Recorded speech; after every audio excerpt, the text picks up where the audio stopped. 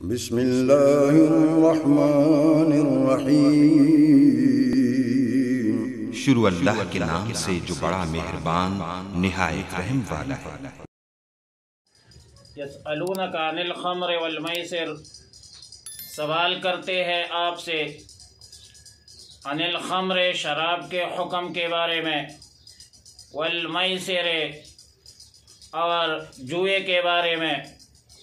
قل کہہ دیجئے فیہما اثم کبیر، کہ ان دونوں میں بڑا گناہ ہے، ومنافع للناس، اور فائدہ بھی ہے لوگوں کو، لیکن واسمہما اکبر من نفعہما، اور اس کا گناہ بڑا ہے، بہت بڑا ہے ان کے فائدے سے۔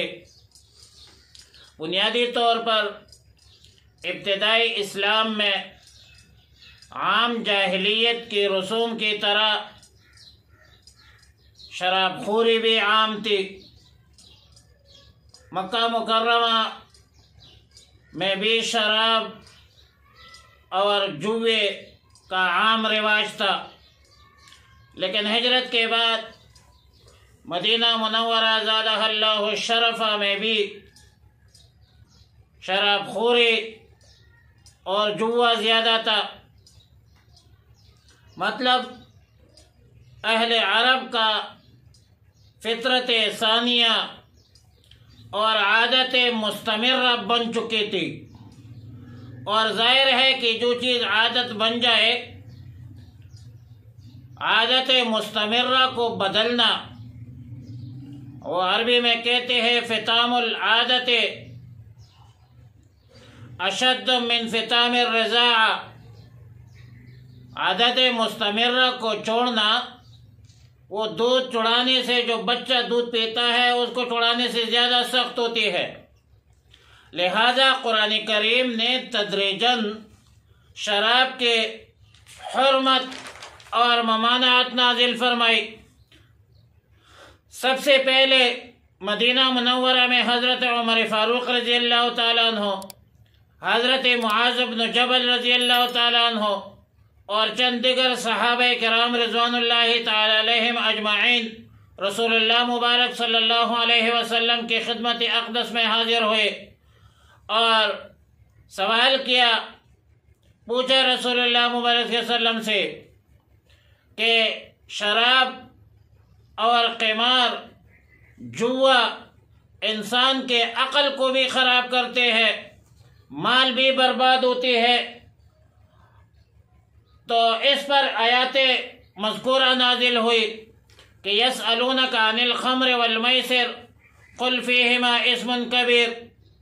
اس آیت میں تو صاف حکم نازل نہیں ہوا کہ شراب حرام ہے، مگر شراب کے مفاسد اور خرابیوں کی طرف ایک گنا اشارہ کیا، اور اس حوالے سے اس ابتدائی آیات کے نزول سے بہت سارے لوگ شراب چھوڑنے پر آمادہ ہوئے۔ پھر اس کے بعد سیدنا عبد الرحمن ابن عوف رضی اللہ تعالی عنہ نے صحابہ کرام رضوان اللہ تعالی علیہم اجمعین کا ایک دعوت طعام کیا، اور دعوت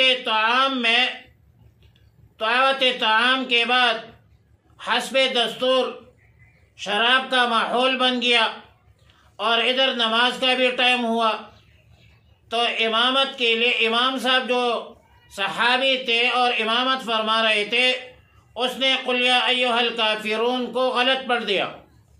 تو پھر سورہ النساء کی آیت نازل ہوئی کہ یا ایھا الذین آمنوا لا تقربوا الصلاۃ وانتم سکارى۔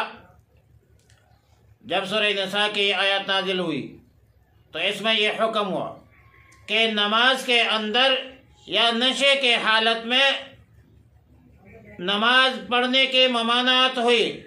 شراب کو تو نماز کے اندر قطعی طور پر حرام قرار دیا، جبکہ باقی اوقات میں اجازت تھی، اور اس سے بھی بہت سارے صحابہ کرام رضوان اللہ تعالی علیہم اجمعین نے شراب چھوڑ دیا۔ پھر اس کے بعد اتبان ابن مالک رضی اللہ تعالیٰ عنہ نے دعوت طعام کا اہتمام کیا، جس میں سعد بن ابی وقاص رضی اللہ تعالیٰ عنہ بھی موجود تھے۔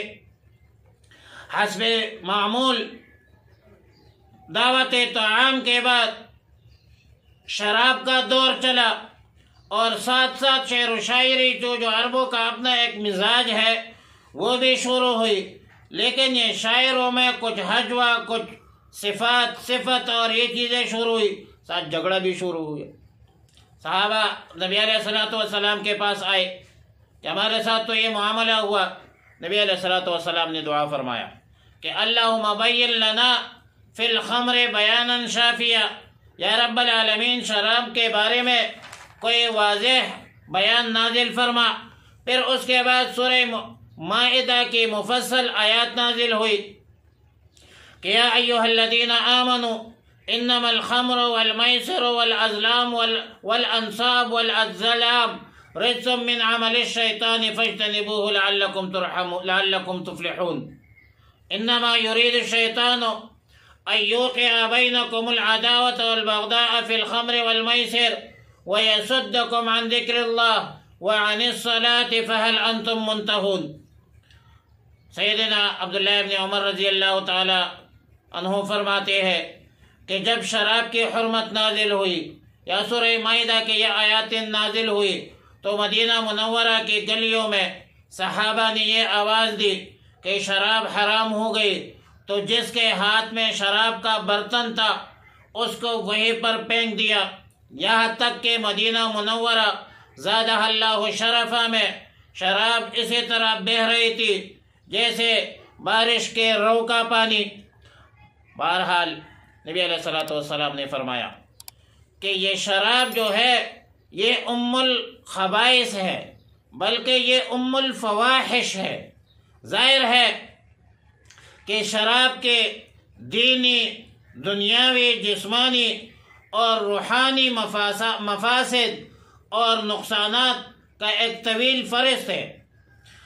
مفتی عبدہ تفسیر المنار میں لکھتے ہیں کہ ایک ڈاکٹر کا معقولہ ہے، جرمن ڈاکٹر کا، کہ جو ایک ضرب المثل کی طرح مشہور ہے اہل علم میں اور عوام میں، کہتے ہیں کہ اگر آدھے شراب خانے بند کر دی جائے تو میں ضمانت دیتا ہوں کہ آدھے شفا خانے اور آدھے جیل خانے بے ضرورت ہو کر بند ہو جائیں گے۔ بلکہ ایک انگریز قانون دان بنتام لکھتا ہے کہ اسلامی شریعت کی بے شمار خوبیوں میں سے ایک خوبی یہ بھی ہے کہ اس میں شراب حرام ہے۔ ہم نے دیکھا ہے کہ جب افریقہ کے لوگوں نے اسے استعمال کرنا شروع کیا تو ان کے نسلوں میں پاگل پن سرایت کر گیا، اور یورپ کے جن لوگوں کو اس کا چسکا لگا وہ ان کے عقل میں تقصیر آنے لگی۔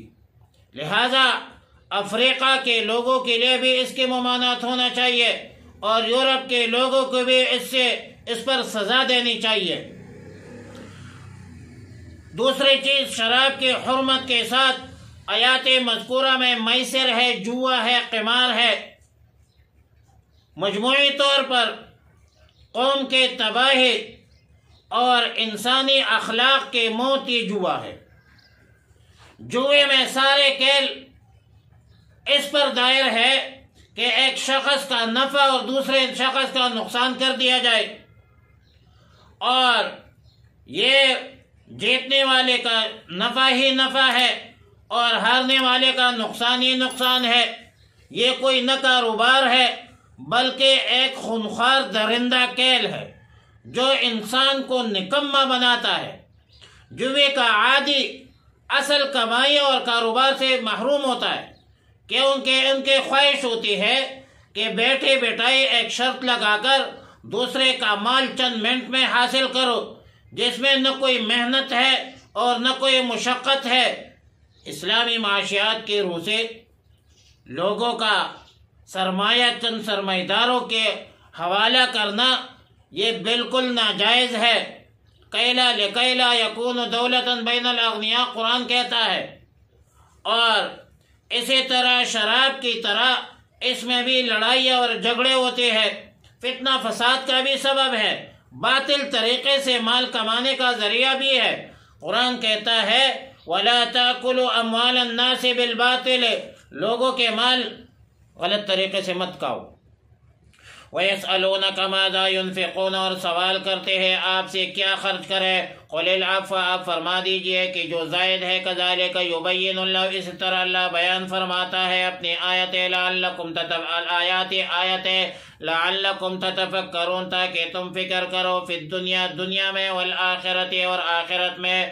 سیدنا عبداللہ ابن عباس فرماتے ہیں کہ جب اللہ کی راہ میں خرچ کرنے کا حکم ہوا تو صحابہ نے پوچھا کہ ہم کتنا خرچ کریں، تو جواب دیا گیا کہ ضرورت سے زیادہ جو ہے وہ اللہ کے راستے میں خرچ کرے۔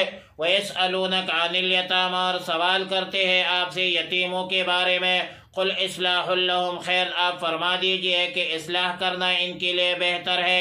وَإِن تُخَالِطُوهُمْ، اگر آپ فَإِخْوَانُكُمْ فِي الدِّينِ، اگر ان کا خرچ آپس میں ملا لو تو وہ تمہارے بھائی ہے۔ وَاللَّهُ يَعْلَمُ الْمُفْسِدَ مِنَ الْمُصْلِحِ، اللہ جانتا ہے کہ تم میں سے کون مفسد ہے اور کون مصلح ہے۔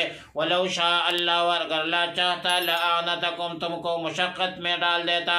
ان اللہ عزیز الحکیم، اللہ رب العالمین غالب ہے اور حکمت والا ہے۔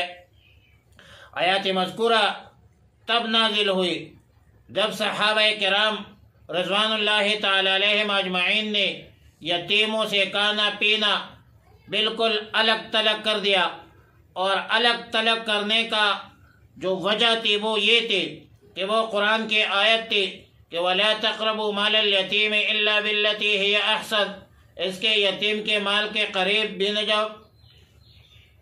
تو صحابہ ڈر گئے، صحابہ اللہ والے تھے، اور یتیموں کا کھانا بالکل علیحدہ کر دیا، پینا علیحدہ کر دیا۔ تو اللہ رب العالمین نے یہ آیت نازل کی، یہ حکم نازل ہوئی کہ اللہ رب العالمین جانتا ہے کہ کون فساد کرنے والا ہے اور کون اصلاح کرنے والا ہے۔